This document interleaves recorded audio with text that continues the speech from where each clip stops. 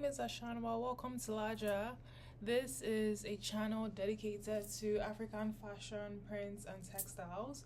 If that's something that is your jam, I encourage you to subscribe and follow along the journey. Today, I'm going to be discussing Asafo flags. But before we begin, I want to show you my outfit. I'm currently wearing a boo boo I got off Amazon. Yes, Amazon. I love boo boos because they're just so comfortable and chic and easy to style. So, this is what it looks like.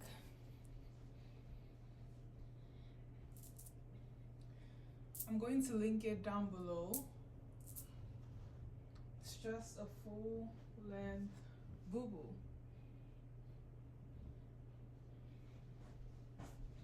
Yeah. So I'm going to move us away from here.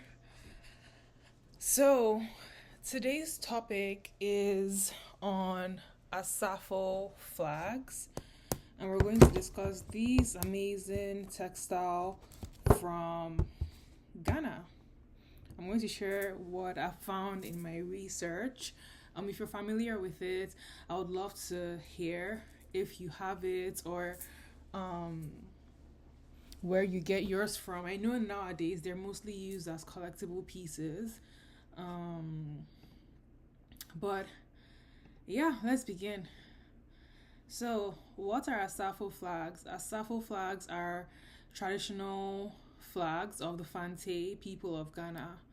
The flags are influenced by Akan proverbs, visual imagery, and European armory tradition. So it has a very strong military influence on it.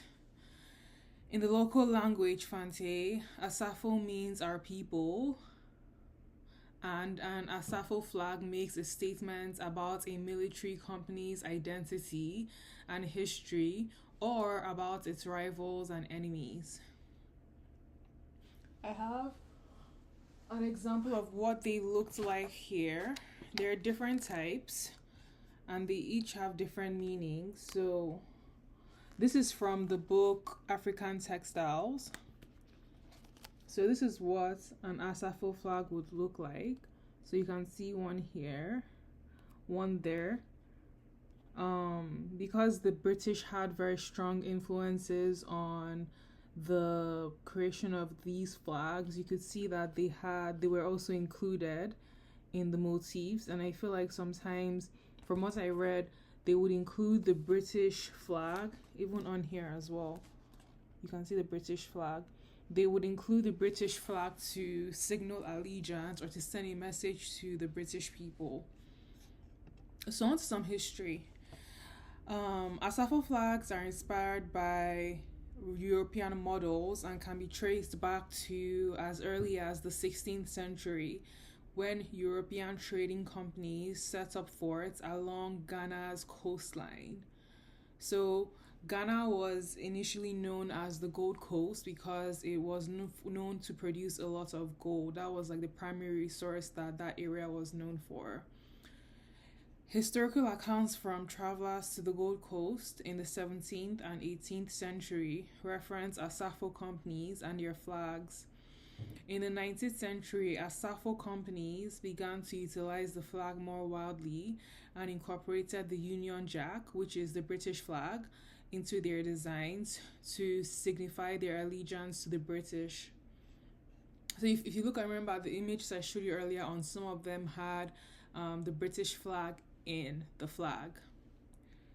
The Fante people live in the Cape Coast town of Ghana in fishing communities such as Anomabu, Salt Pond, Mankizim, and Elmina. Historically, these communities, with the exception of Elmina, were involved with fighting the Ashantis from approximately 1700 onwards because the Ashantis wanted access to the gold the coast offered. So essentially, the Fante people had close ties with the British, while the Ashanti had close ties with the Dutch. And since they both lived in the coast since they all lived in the Gold Coast, or what is known as modern day Ghana, there was a lot of rivalry over the resources, which is gold, that area produced, and the Fante relied heavily on the British for support and protection. Historically, Asafo companies acted as the militia and police for the Fante towns. The Fante relied on British support and, in some instances, acted as reinforcements for British troops. However, the relationship was complicated because the British had to impose restrictions on them to contain fights amongst Asafo companies. Some restrictions include regulating the colors and symbols Asafo companies could use on their flags. The Asafo companies were developed to defend the state as the military group of men in the Fante villages. Asafo companies were responsible for sanitation and road work, protection of state goods, local policies, conducting funeral rites, and community entertainment. During annual gatherings, a trained member of the company came and carries and dances with a flag. These flags signify the company's identity and are considered sacred. After trading gold, ivory, and slaves with the Europeans, the Asafo companies adapted their flags in order to display designs symbolizing proverbs about security and warfare. The fighting duties of the Asafo companies ended with British colonialism, and this also reflected in their flags too. A man who wishes to join Asafo society designs a new flag and commissions its production from the local flag maker. The imagery of the flag challenges rival groups as it asserts the wealth and power of the company. The designs are a reflection of the importance of proverbs throughout the Akan culture. So, on to more details about the Asafo flags now that we've learned about the history of these flags. So, a company's flags are usually hung around the posuban, which is a concrete shrine for each company that is colorfully decorated with bright figures and serves as a place for regalia and sacrifice. The flags are carried on a procession throughout the village and are used at annual festivals, funerals for company members, and other occasions. Asafo flags are appliqued, embroidered, or painted. They're generally 3 by 5 feet or 4 by 6 feet, but can be as long as 300 feet.